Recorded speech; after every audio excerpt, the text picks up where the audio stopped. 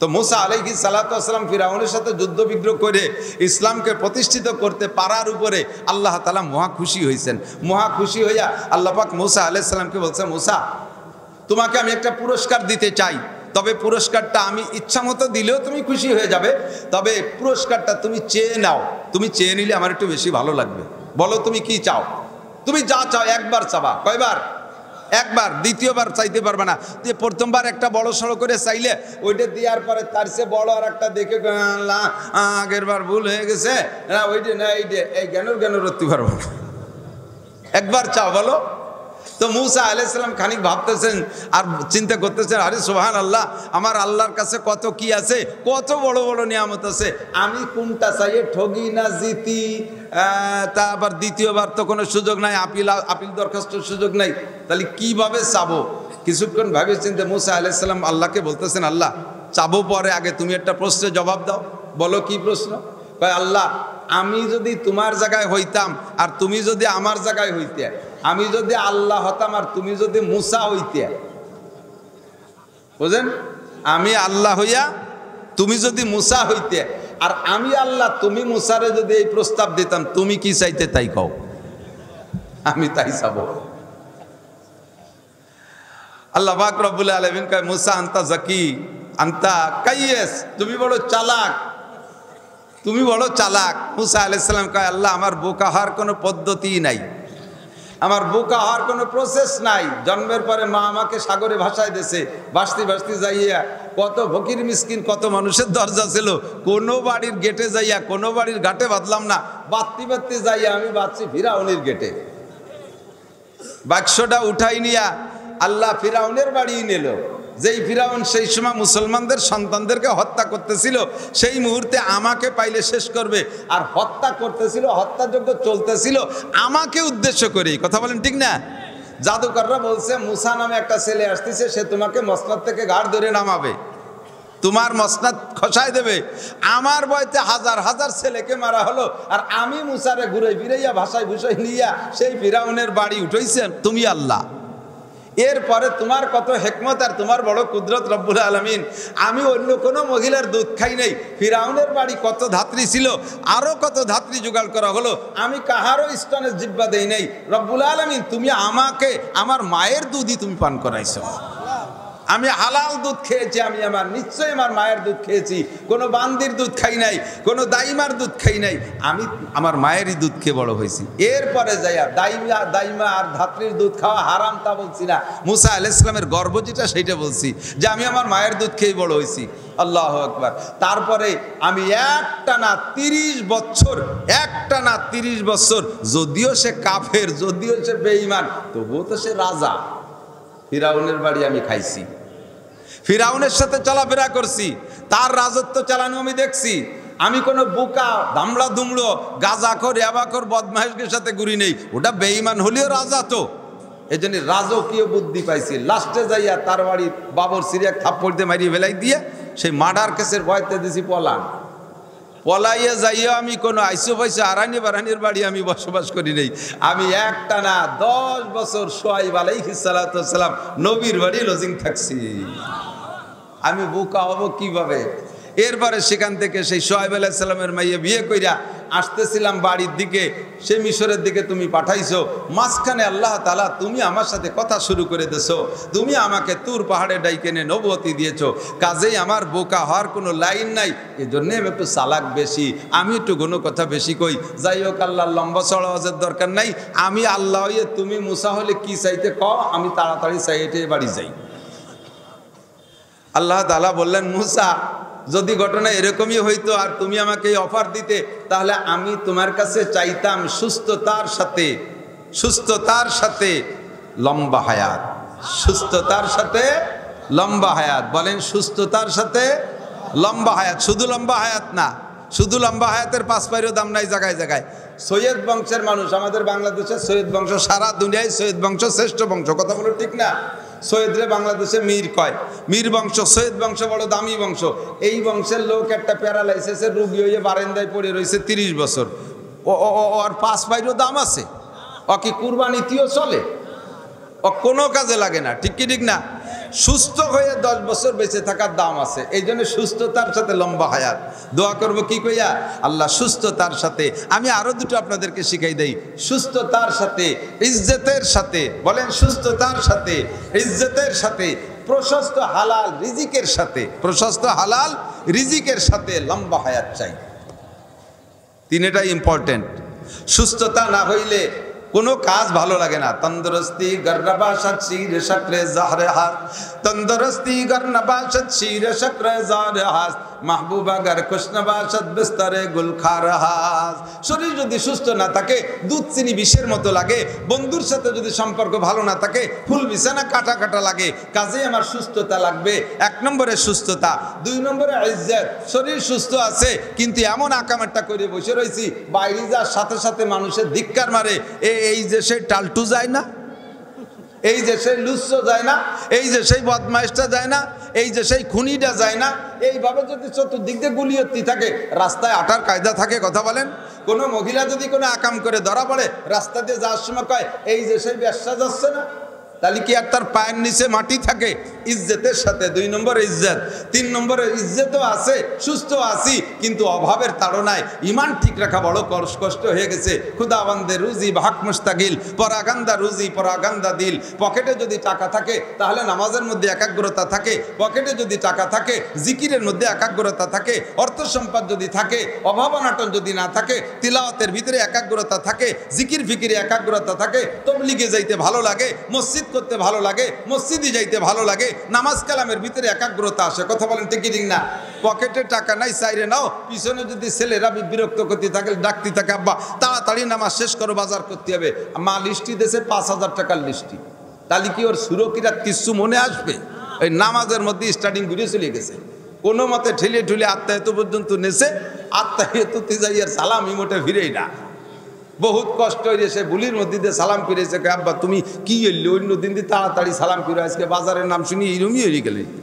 কয় যে আত্মায়তু পড়ছি, যখন আত্মায়তু পড়ি আত্মায়তুলিল্লাহি রাব্বিল আলামিন আর রহমানির রহিম মালিক ইয়াউমিদ্দিন গয়রিল মাগদুবি তারে চলে যাই দেই যে আত্মায়ের মধ্যে, আত্মায়তুর মধ্যে তো গয়রিল মাগদুবি নাই, আবার চলে আসি। হাফেজরা ভালো জানে নামাজ কিরাতের মধ্যে যদি একবার মুসাফা জড়ায় যায়, বলিয়ে দেওয়ার আগ পর্যন্ত সে গিরে মোটে ছুটো নিয়ে যায় না।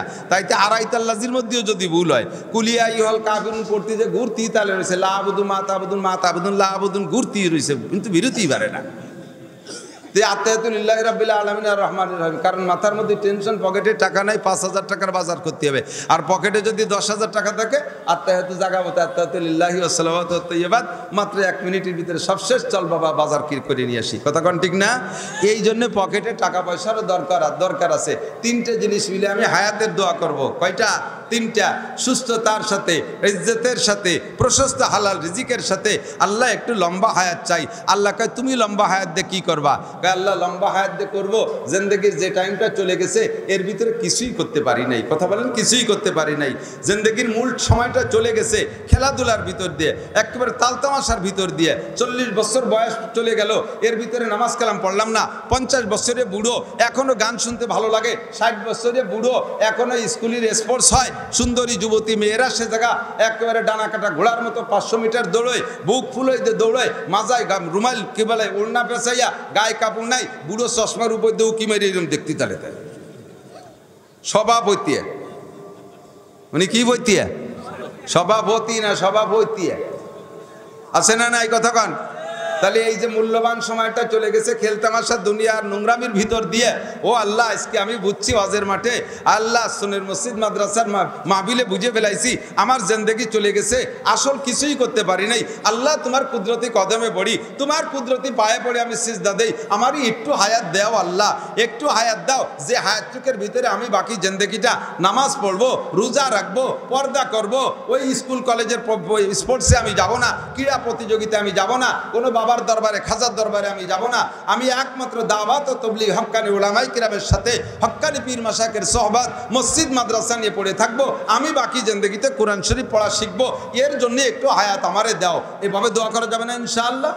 এজন্য হায়াত চাই। বিলাসিতা কম করি নাই, আনন্দ ফুর্তি কম করি নাই, ভোগ বিলাসের ভিতরে জিন্দেগি কাটাই দিছি। বাকি জিন্দেগি আমি বিলাসিতার জন্য হায়াত চাই না, বাকি জিন্দেগি একটু হায়াত চাই আমি নামাজ পড়ার জন্য। দোস্ত বলো যুবক, বাকি জিন্দেগি হায়াত চাই কিসের জন্য? নামাজের জন্য। একটু স্বীকার করেন না কি জন্য? একটু কোরআন শিক্ষা করবে এজন্য, কথা বলেন ঠিক না, একটু ধর্মের কাজ করবে, ইবাদত বন্দেগী করব, এজন্য আমি একটু হায়াত চাই। তো আল্লাহ তাআলা মুসা আলাইহিস সালামকে বললেন, মুসা, আল্লাহ তো রিজিকের কথা বলতে পারে না, আল্লাহ পাক রব্বুল আলামিন বলতেছেন আমি সুস্থতার সাথে হায়াত চাইতাম। তো মুসা আলাইহিস সালাম বললেন, আল্লাহ তাহলে আমিও তোমার কাছে সুস্থতার সাথে লম্বা হায়াত চাই। যেটা চাইতে কইছে সেটাই ঘুরিয়ে এসে কয়, তাহলে এখন আমি মুসা আর এখন তুমি আল্লাহ, আমার চাওয়াটা হয়ে যাক, আমি সুস্থতার সাথে লম্বা হায়াত চাই। এরপরে মুসা আলাইহিস সালাম বললেন, আল্লাহ এই লম্বা হায়াত কত দিবা? তুমি যত চাও তত দেবো, ইলা ইয়াউমিল কিয়ামা, কিয়ামত পর্যন্ত। অথবা তোমার গায়ে যত লোম আছে প্রত্যেক এক একটা লোমের বিনিময়ে 1 বছর করে হায়াত। এ কন্যা সুবহানাল্লাহ। এক একটা লোমে যদি 1 বছর করে হায়াত হয়, মাথায় কত লোম আছে, মোজ দাড়ি সারা গায়ে কত লোম, তাহলে কত হাজার হাজার বছর হয়ে যাবে না? মুসা আলাইহিস সালাম বললেন, আল্লাহ আমার গায়ের লোম সংখ্যা পরিমাণ বছরও যদি তুমি আমারে হায়াত দাও, ও আল্লাহ যদি তুমি আমার কিয়ামত পর্যন্ত হায়াত দাও, তারপরে কি হবে বলো? এই লম্বা হায়াতের পরে কি হবে? আল্লাহ পাক বললেন, কুল্লু নাফসিন যায়িকাতুল মাউত, যারই প্রাণ আছে, যারই জান আছে, জানদার প্রাণী যারাই আছে, সকলকে একটা বার হলো মরণের স্বাদ গ্রহণ করিতেই হইবে। ও মুসা, পশম সংখ্যা পরিমাণ বছর যদি তুমি হায়াত নাও, অবশেষে তোমাকে মরিতেই হইবে। কিয়ামত পর্যন্ত যদি হায়াত নাও, তাও তোমাকে মরতে হবে। মুসা নবী বললেন, রব্বুল আলামিন সব প্রাণী কি মরবে? কয় হ্যাঁ মরবে। কয় যেই আজরাইল মানুষের জান কবজা করে, ভাই যেই আজরাইল মানুষের জান কবজা করে, মানুষকে মারে, ও আজরাইল তো জানদার, উনিও কি মরবে? কয় হ্যাঁ, আজরাইলকে অবশেষে মৃত্যুবরণ করিতে হইবে। মুসা আলাইহিস সালাম বললেন, আল্লাহ লম্বা হায়াতের পরেও যদি আমাকে মরতে হয়, লম্বা হায়াতের পরেও যদি আমাকে মরতে হয়, তাহলে আমি আর অত লম্বা হায়াত চাই না। তোমার প্রেমে পইড়া, বন্ধুর প্রেমে পইড়া, আল্লাহ তোমার ইশকে আশিক হইয়া ফিরাউনের সাথে যুদ্ধ করেছি, কত যুদ্ধ বিগ্রহ করেছি, দেশ থেকে দেশান্তর হয়েছি, নিজের ঘর বাড়ি ফেলে নীলনদ পার হয়ে হিজরত কইরা মরুভূমি ফাঁকা আকাশের নিচে ময়দানে তিঘের ভিতরে জীবন যাপন করেছি। রব্বুল আলামিন একমাত্র তোমার প্রেমে, তোমার মহব্বতে দুনিয়ায় তোমাকে পুরোপুরি দেখতে পারি নাই। মুসা নবী বলেন, আল্লাহ তোমাকে একবার দেখতে চেয়েছিলাম, সামান্য একটু নূর তুমি তুর পাহাড়ের উপরে রেখেছিলে, আমি তাতেই একটা চিৎকার মেরে অজ্ঞান হয়ে গিয়েছিলাম। দুনিয়ায় বসে তোমাকে পূর্ণি দেখা যাবে না, তোমাকে যদি পরিপূর্ণ দেখতে হয় তাহলে মরণ লাগবে, আর অবশেষে যদি মরতেই হয় তাহলে সেই মরণ অত দেরি আমি চাই না, যত তাড়াতাড়ি মরব তত তাড়াতাড়ি বন্ধুর সাথে দেখা হবে। কথা কন ঠিক কিনা? কাজেই আল্লাহ আমি আর লম্বা হায়াত চাই না, আমাকে যখন যেই বরাদ্দ আগে ছিল সেই বরাদ্দর হায়াত শেষ হয়ে গেলে তুমি আমাকে নিয়ে নাও। ও বন্ধুরে, সুস্থতাও নিয়ামত, আর এগেনেস্টে রোগ আসাও নিয়ামত, এগেনেস্টে রোগ আসাও নিয়ামত। সুস্থতাকে এজন্য নিয়ামত যে সুস্থতার নিয়ামত সকলেই বুঝি, ভালো থাকলেই ভালো লাগে, সুস্থ থাকলে ভালো লাগে, কাজ কাম করা যায়, ইবাদত বন্দেগী করা যায়, এটা নিয়ামত বুঝতে কোনো অসুবিধা হয় না। কিন্তু রোগ ব্যাধিও নিয়ামত, এইটা বুঝতে একটু অসুবিধা হয়। আল্লাহু আকবার। মানুষ যেমন তার বুঝ তেমন, কথা বলেন, মানুষ যেমন তার বুঝ তেমন। দারুল উলুম দেওবন্দের 2 জন শায়েখ আমাদের মুরব্বী উস্তাদদের মধ্যে 2 জন ছিলেন। 2 জনের 2 হালাত হইতো। একজনের রোগ হইলে, অসুখ বিসুখ হইলে খুব চিল্লে পাল্লা করতেন, খুব চিল্লে পাল্লা করতেন। আর একজনের অসুখ হইলে উনি একেবারে আওয়াজই করতেন না, নীরব নিস্তব্ধ থাকতেন। এবার যেজন বেশি চিল্লে পাল্লা করতেন উনাকে জিজ্ঞেস করা হলো, সামান্য একটু রোগ হলে এইভাবে চিল্লে পাল্লা কেন করেন? কয় কি, আল্লাহ পাকই আমাকে রোগ দিয়েছে, আমি রোগের তীব্রতা সহ্য করতে পারতেছি না বিদায় চিল্লাইতেছি। আমি যে পরিমাণ কষ্ট পাবো আমার আল্লাহ আমার পর ওই পরিমাণ ইহসান কইরা এই রোগের কারণে আমাকে সেই পরিমাণ গুনাহ মাফ করে দিবে। এই জন্য আমি যেটুকু হয় তার চেয়ে বেশি চিল্লেই বেশি। দ্বিতীয় জনকে বলা হলো, আপনি মোটেই শব্দ করেন না কেন? কয় কি, রোগ আমার নিয়ামত, আল্লাহ আমাকে নিয়ামত দিয়েছে, এই রোগের কারণে গুনাহ মাফ হয়, রোগের কারণে গুনাহ মাফ হয়। ও বন্ধু, আমার সারা জিন্দেগির রোগের কারণে যদি আমার পরকালে চিরকালের জাহান্নাম থেকে আল্লাহ নাজাত দেয়, তাতে আমি খুশি। দুনিয়ার ক্ষণস্থায়ী রোগ ব্যাধি এটা ক্ষণস্থায়ী জিন্দেগির জন্য শেষ, অল্প একটু হায়াত, আর মরার পরে লম্বা হায়াত। আমাল হায়াতুদ দুনিয়া ইল্লা কালিল ওয়া ইন্নাদ দারাল আখিরাতা লাহিয়াল হায়াওয়ান। দুনিয়ার জিন্দেগি অতি সামান্য, এর সুখের পরিমাণও কম, এর দুঃখের পরিমাণও কম। কথা বলেন ঠিক না? সুখও করব সামান্য হায়াত, এর ভিতরে দুঃখ পাইলেও তাও লম্বা সময় না, সামান্য সময়। এতটুকু সময় যদি আল্লাহর দেওয়া রোগ ব্যাধিকে আমি হজম করে সহ্য করে নিতে পারি, ধৈর্যের বিনিময়ে আল্লাহ পাক আমার গুনাহ মাফ করে দিয়ে আমাকে পরকালের অশান্তি থেকে নাজাত দিবে। তবে দোস্ত আমার দিক তাকান, কখনো কেউ এই দুনিয়ার অশান্তি চেয়ে নেবেন না। দুনিয়ার অশান্তি কেউ আল্লাহর কাছে চাবো? কতক্ষণ চাবেন? আল্লাহ আমার গুনাহ মাফ হওয়ার জন্য কয়টা বড় বড় রোগ দাও, আমার কিডনি দুটো মারিয়ে দাও, চোখ দুটো কানা হারিয়ে দাও, আমার হার্ট স্ট্রোক দাও, ব্লাড ক্যান্সার দাও, যাতে আমার গুনাহ খাতা মাফ হয়ে যায়। এই কবেন? আরে কথা কয় না, এই কবেন? যারা ওই গজলে গায় আমি তো নিষেধ করি, জাহান্নামের আগুন মাবুদ সইতে পারবো না, দুনিয়াতে নৌকা দাইয়া আখেরে কাদাইও না। জোরে কর নাউজুবিল্লাহ, কবেন না নাউজুবিল্লাহ? আরে আমার দলের মানুষে গায়ে বিদায় আমি নাউজুবিল্লাহ বলবো না, আমি পরিষ্কার হাদিসের দলিল দিয়ে বলে দেবো আপনাকে। নবী পাক সাল্লাল্লাহু আলাইহি সাল্লাম এক সাহাবী যুবক রোগীকে দেখতে গেছে, যাই দেখে যুবক ইসখাফাতা হাত্তা সারাকাল ফারাক, রাহুল বুখারী শরীফের হাদিস। যে দেখে যুবক একেবারে নিস্তেজ হয়ে গেছে, পাখির নবজাতক বাচ্চা যেমন চিউচিউ করে কথা আওয়াজ করে, ওই যুবকের মুখের গলার কণ্ঠ ওইরকম চিকন হয়ে গেছে, সামান্য তিত্তির করে একটু কথা বের হচ্ছে। হুজুর পাশে যে সাহাবীর জন্য দোয়া করলেন, হুজুরের দোয়া কবুল হয় না। বর্ণনাকারী সাহাবা বলতেছেন, আমরা অনেক সময় হুজুরের সাথে রোগী দেখতে গিয়েছি, যে কোনো রোগীর পাশে বসে নবী দোয়া করলে সঙ্গে সঙ্গে দোয়ার ফলাফল আমরা দেখেছি, রোগী সুস্থ হয়ে গেছে। আর আজকে এর জন্য হুজুর কয়েকবার দোয়া করলেন, আল্লাহুম্মা শফিহে, আল্লাহুম্মা শফিহে, আল্লাহুম্মা শফিহে। আমরা আমিন বলি, সে লোকটা একটু পরিবর্তন হয় না। আমরাও আশ্চর্য, হুজুরও আশ্চর্য হয়ে ওকে কানে কানে জিজ্ঞেস করলেন, তোমার কি কখনো মনে পড়ে যে আতাদুল্লাহ বিশাইইন আম তাসআলাহু, তুমি দোয়া মোনাজাত যত করছো তার ভিতরে কি তুমি কোনো সময় কিছু বলছো, এরকম কিছু মনে পড়ে? দুই একটা কথা বলো তো। তো ওই যুবক বললেন যে হুজুর, আমি যতবার দোয়া করছি বলতাম দোয়ার ভিতরে আল্লাহুম্মা আজ্জিলহু লি মা তুআকিবু ফিল আখিরা, আল্লাহুম্মা আজ্জিলহু লি মা তুআকিবু ফিল আখিরা। এর বাংলাই হলো দুনিয়াতে নেও কাদাইয়া আখেরে কাদাইও না। উলামায়ে কিরাম সাক্ষী, তরজমা ভুল বললে এখনই আমাকে জুতো দিয়ে পিটে নামায় দেবেন স্টেজ থেকে। আল্লাহুম্মা আজ্জিলহু লি মা তুআকিবু ফিল আখিরা, এই বলতাম হুজুর দোয়ার ভিতরে। বাংলা হলো দুনিয়াতে নেও কাদাইয়া আখেরে কাদাইও না। শোনার সাথে সাথে নবী আলাইহিস সালাতু ওয়াস সালাম আশ্চর্য হয়ে বললেন সুবহানাল্লাহ, চোখ বড় হয়ে গেছে হুজুরের। সুবহানাল্লাহ লা তুতিকুহু ওয়া লা তাস্তাতিউহু, আরে সর্বনাশ করছো, তুমি কি বলেছো? দুনিয়াতে নেও কাদাইয়া আখেরে কাদাইও না। তোমার দোয়া যদি আল্লাহ কবুল করে ফেলে, তাহলে দুনিয়ায় তোমার এমন কাদান কাদাইতে পারে, রোগ দিয়ে কাদাবে, শোক দিয়ে কাদাবে, মামলা দিয়ে কাদাবে, বিভিন্ন প্রকার বিপদ দিয়ে কাদাবে, তুমি ঈমানই নিয়ে দুনিয়ার থেকে যেতে পারবা না। এমন কাদান আল্লাহ কাদাইতে পারে কি পারে না? তুমি কেন আখেরাতের কান্নার বিপরীতে দুনিয়া কাদা চাও? আখেরাতের কাদা কিসের জন্য? এ ভাই, আখেরাতে পরকালে যাইয়া জাহান্নামের মধ্যে কাঁদবে কি? মুনাজাত করে করে কাঁদবে? কথা কয় না। জিকির করে কাঁদবে? ও জায়গা তিলাওয়াত করতে করতে কাঁদবে? ও জায়গা কাঁদবে তো মোড়নের ঠেলায়, আযাবের ঠেলায়, গজবের ধাক্কায়, জাহান্নামের শাস্তির কারণে কাঁদবে। তাহলে সেই শাস্তির এগেনস্টে দুনিয়ায় কান্না চায়, তার মানে ওই শাস্তির পরিবর্তে দুনিয়ায় শাস্তি দাও, এই চাও না? কথা কয় না, এই চাও না? তাহলে সেই শাস্তির পরিবর্তে যদি দুনিয়ায় আল্লাহ আপনাকে শাস্তি দেয়, সহ্য করতে পারবেন? পারবেন?